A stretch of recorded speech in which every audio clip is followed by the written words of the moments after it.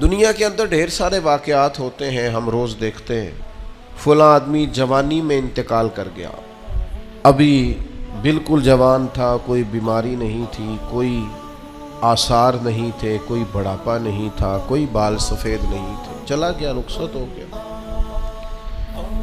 اب اس طرح کی جتنی بھی چیزیں ہوتی ہیں اس سے دو قسم کا لوگ نتیجہ اخذ کرتے ہیں۔ ایک لوگ اس سے عبرت لیتے ہیں۔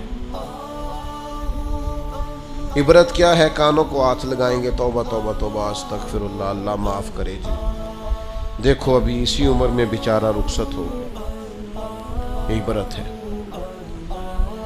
وہ دیکھو جی ابھی بچے چھوٹے ہیں، ابھی دیکھو وقت آیا تھا آسانی دیکھنے کا، ابھی حالات ٹھیک ہوئے تھے، دیکھو جی توبہ توبہ کیا معاملات ہیں، بس کانوں کو ہاتھ لگایا چھٹی ہو گئی، یہ عبرت ہے۔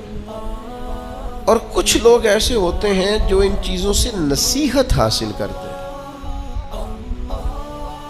وہ کہتے ہیں یار وہ جوانی میں چلا گیا تو میں بھی تو جا سکتا ہوں نا، لہذا وہ کیا کرتے ہیں؟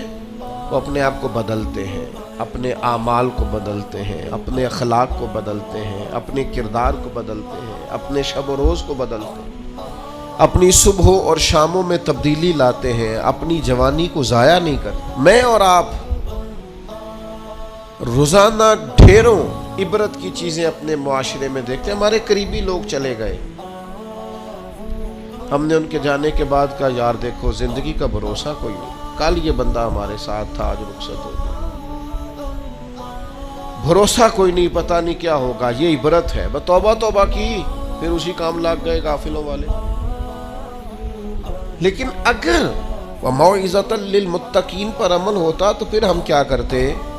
پھر ہم کہتے یار اگر وہ چلا گیا ہے تو بیٹھے میں نے بھی نہیں رہنا، جانا مجھے بھی پڑے گا، لہذا تیاری کرو۔ عبرت اور نصیحت اس میں فرق ہوتا ہے۔ ہم چیزوں کو بطور عبرت دیکھ تو لیتے ہیں پر ان سے نصیحت حاصل نہیں کرتے۔ ہمیں نصیحت حاصل کرنی۔ قرآن مجید فرقان حمید کے اندر بہت ساری قوموں کے احوال اللہ نے بیان فرمائے۔ کس لیے بیان کیے؟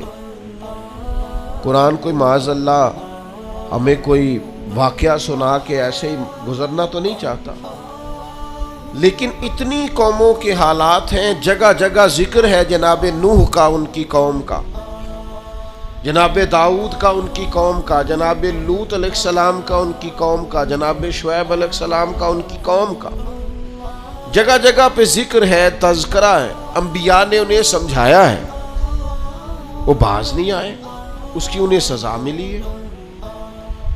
جناب شعیب علیہ السلام کی قوم ناپ تول میں کمی کرتی تھی،